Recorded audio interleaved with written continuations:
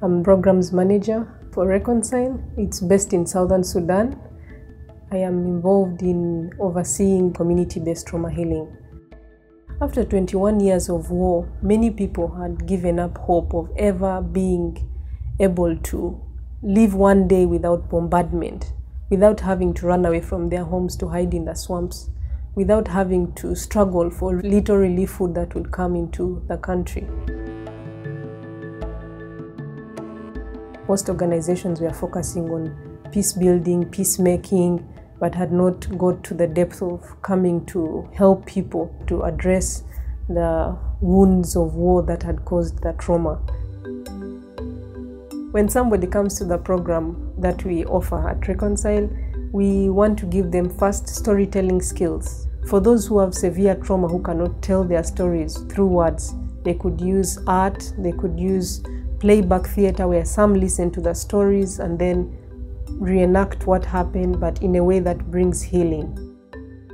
One woman who had been estranged from her husband for 5 years, and the reason is because in one of their domestic brawls, she cut him with a machete and almost severed his head into two. So he carried a very big scar. But after one of our trauma seminars and sessions, she first of all came forward to say that in her heart, she had not forgiven her husband. And that's why she had become so bitter to the point that she wanted to kill him.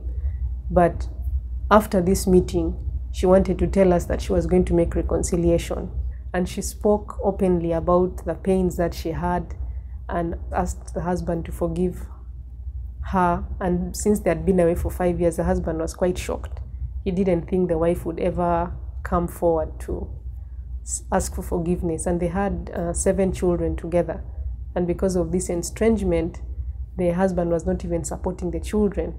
But from that day onwards, he promised to support the children. And 2 years later, when we went back to that community, that family was living happily. The children were back to school, and the husband was really grateful that we had helped to bring his family back together. Although he still has the physical scar, the emotional scar and the psychological scar had begun to heal, and they were making progress.